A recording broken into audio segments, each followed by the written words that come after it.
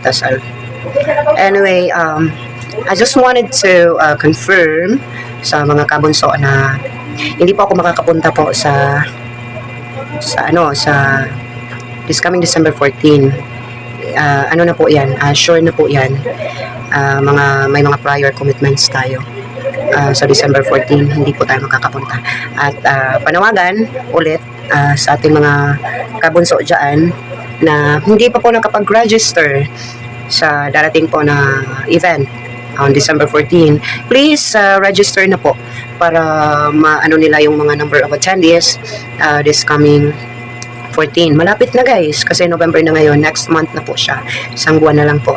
So, mas maganda kung marami ang mag-a-attend para maging masaya po ang Christmas party at saka birthday celebration ni Bunso. At ngayon lang ako mag-a-absent guys muna, no? Kasi gustuhin ko man, hindi pa pwede. Hindi pa pwede kasi wala tayong ano eh, diba? At wala naman mga ano ngayon, wala na. But hindi pa rin pa tayo pwedeng umasa dyan. No? Kung meron tayong pera, pwede mag-ano tayo. Hindi wag na lang natin iasa sa iba. No?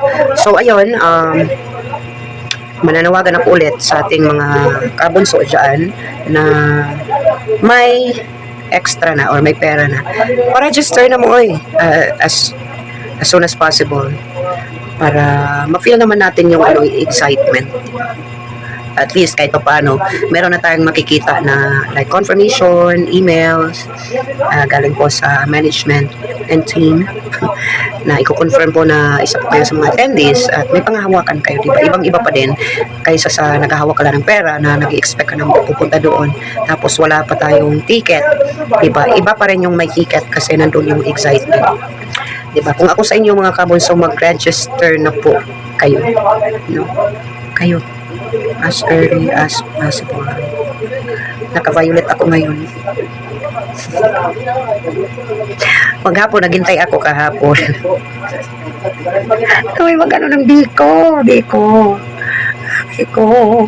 Ulam na bigay ng biko.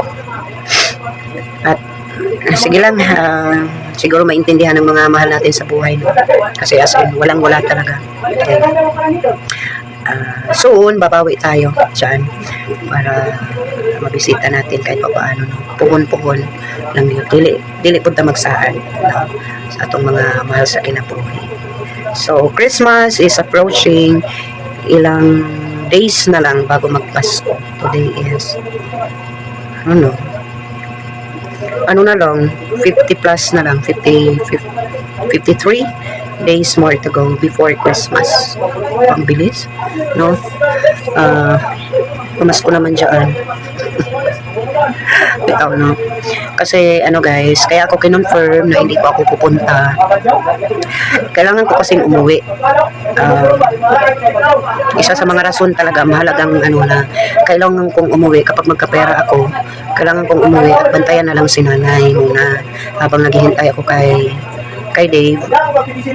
Bantayan muna si nanay kasi ayun, kahit pa paano mapadama natin, no, ang ating suporta, pagmamahal habang nandito pa siya, no, kasi malaking pagsisisi yan kapag nawala na.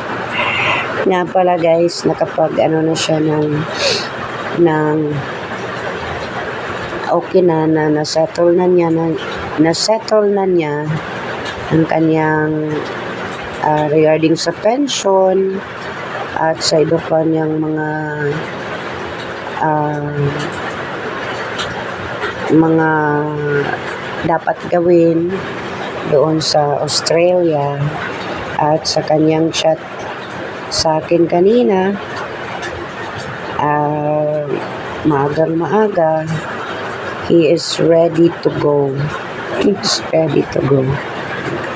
Ayan po si Uncle Opaw. Suko na po din siya. Abi ninyo guys, you know what guys, nagalit yan sa akin nung nag-post ako doon sa page namin sa Facebook kasi pinangalanan ko siyang Upaw. Alam niya pala yung Upaw. Matalino tong taong to eh. It's more on Google. Inugel niya.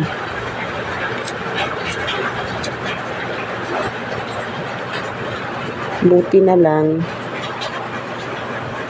ano yung isipan, ayan, ipakita na naman ng mga ibenta mo na yan at saka ipadala mo sa akin.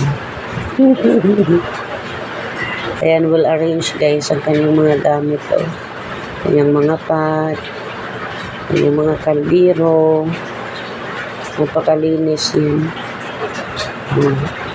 Nagbakang-bakang ragyot.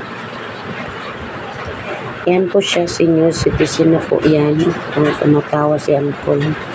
Kasi sabi ko sa kanya na ako na yung magliligpit siyaan. Sabi niya sa akin, soon. Kasi sanay naman ako magligpit. Ililigpit, ilalagay ko yun sa bag ko at iuwi ko sa Pinas. Alright, so yan lang pong ating vlog for today. And by the way guys, sa mga kababayan natin, maiba tayo ng topic. Dito sa Cebu for now, medyo may hangin na dito sa amin sa Mandaue. Pero doon daw sa norte, signal number 2 na, signal sa northern part of Cebu. At dito sa amin, mga mamaya daw madaling araw maglalandfall. Yan po yung sabi.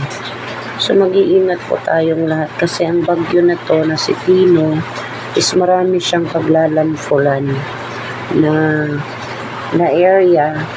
Parang Odette lang yung style. Landfall dito, landfall doon sa ibang lugar.